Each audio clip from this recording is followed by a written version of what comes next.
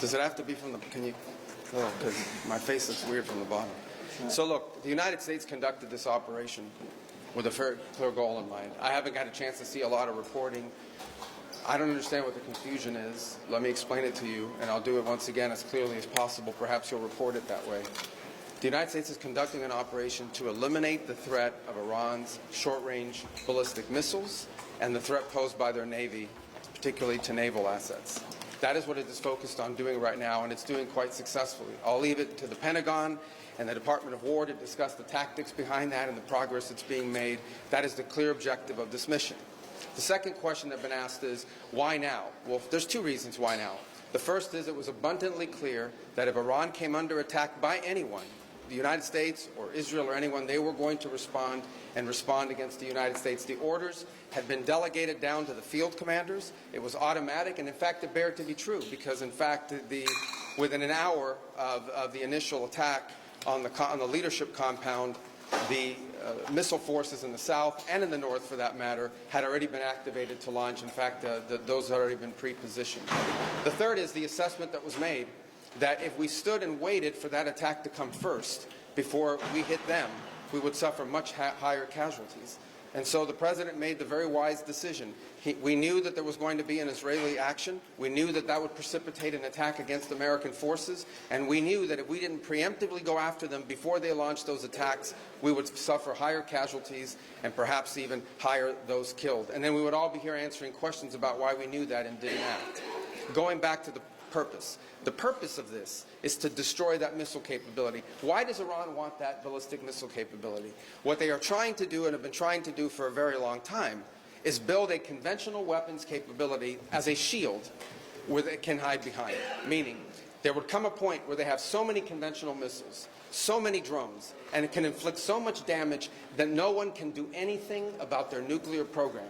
That is what they were trying to do, is put themselves in a place of immunity where the damage they could inflict on the region would be so high that no one can do anything about their nuclear program or their nuclear ambitions. They are producing, by some estimates, over 100 of these missiles a month. Compare that to the 6 or 7 interceptors that can be built a month. They can build 100 of these a month, not to mention the thousands of one-way attack drones that they also have. They've been doing this for a very long time, and by the way, they've been doing it under sanction. You see the attacks they're conducting right now? They're attacking airports, they're attacking hotels, they're hitting not just military bases, they're attacking our embassies directly, they're attacking facilities that have nothing to do with war or with military, and that's a weekend Iran. That's in Iran despite years of sanction. Imagine a year from now, or a year and a half from now, the capabilities they would have to inflict damage on us. It's an unacceptable risk, especially in the hands of a regime that's run by radical clerics.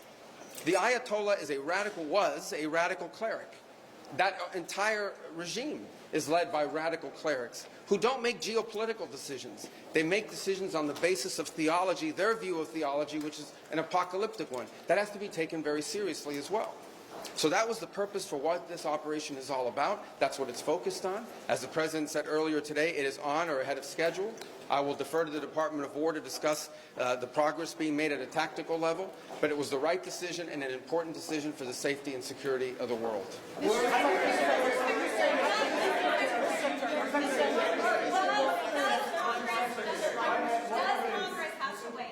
Congress have to weigh in? Is the President declaring and does Congress have to weigh in? And was there an imminent threat? Did you tell lawmakers that there was an imminent threat? There absolutely was an imminent threat, and the imminent threat was that we knew that if Iran was attacked, and we believed they would be attacked, that they would immediately come after us. And we were not going to sit there and absorb a blow before we responded, because the Department of War assessed that if we did that, if we waited for them to hit us first after they were attacked, and by someone else, Israel attacked them, they hit us first, and we waited for them to hit us, we would suffer more casualties and more deaths. We went proactively in a defensive way to prevent them from inflicting higher damage. Had we not done so, there would have been hearings on Capitol Hill about how we knew that this was going to happen, and we didn't act preemptively to prevent more casualties and more loss of life. The U.S. was forced to strike because of an impending Israeli action? No, let me two things I would say. Number one is, no matter what, ultimately this operation needed to happen. That's the question of why now. But this operation needed to happen, because Iran in about a year or a year and a half would cross the line of immunity, meaning they would have so many short-range missiles, so many drones, that no one could do anything about it because they could hold the whole world hostage.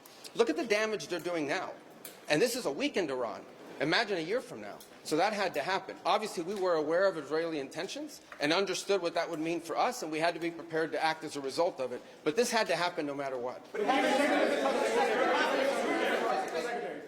President Trump said overnight that his top choices to now run Iran were killed in the strikes.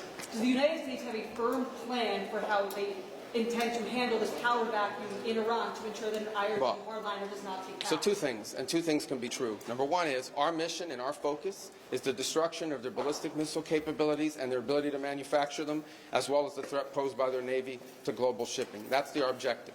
That said, we would not mind, we would not be heartbroken, and we hope that the Iranian people can overthrow this government and establish a new future for that country. We would love for that to be possible. But the objective of this mission is the destruction of their ballistic missile capabilities and of their naval capabilities. So are you saying, based on that, are you saying that there is no responsibility, no plan for the U.S. to at least play a role in whatever government comes next? We might. We'll see how circumstances play out. But I'm telling you what the objectives of this operation are.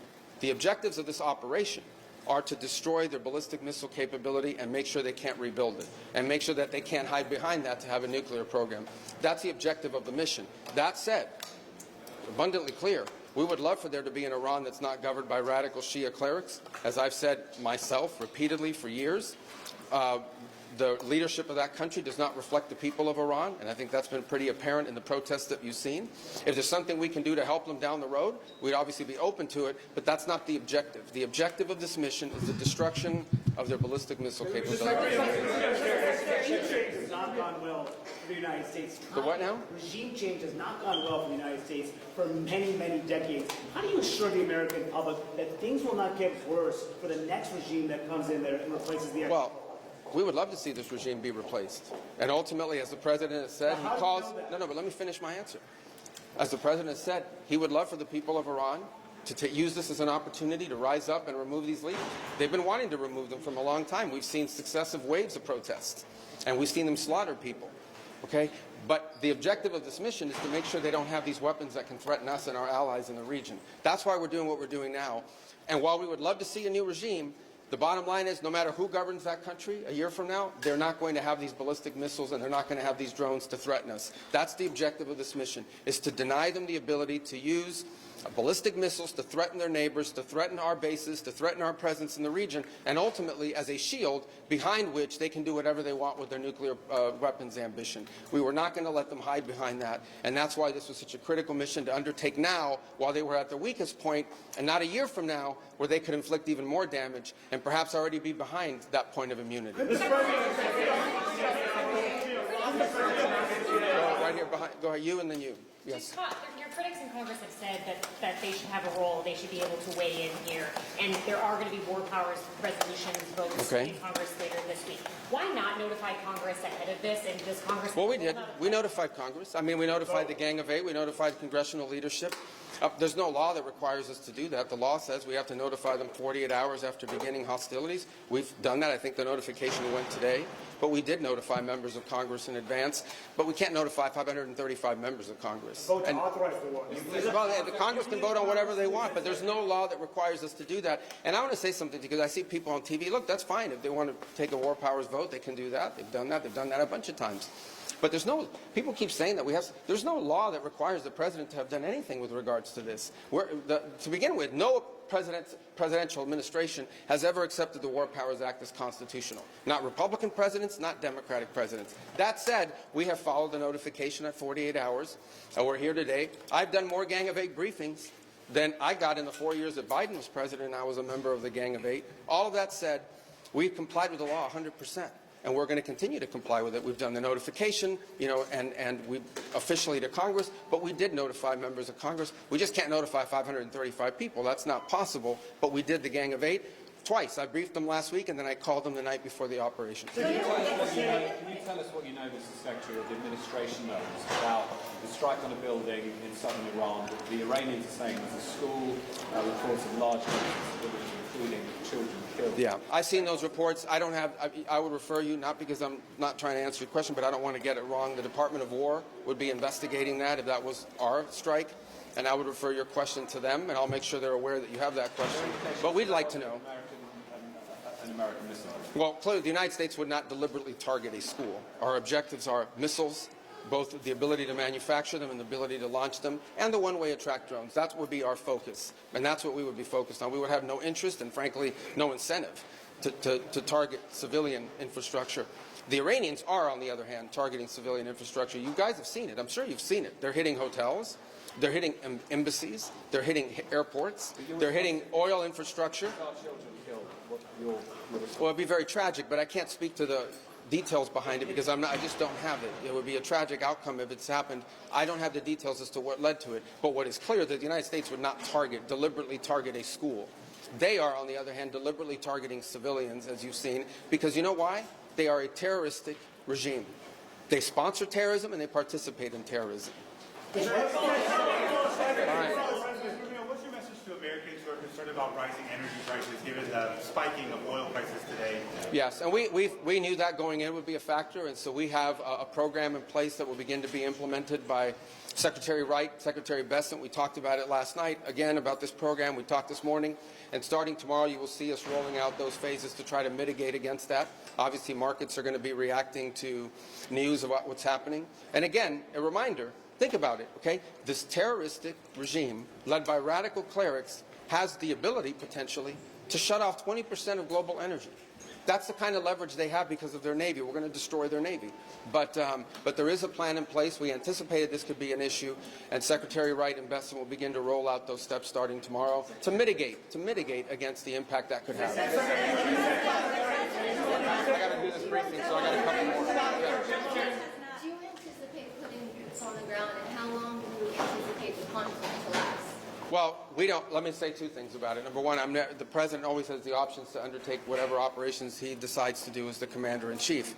That said, we believe the objective that we have set for this mission, which is the destruction of their ballistic missile capabilities, both launch capability and manufacturing, can be achieved without ground forces.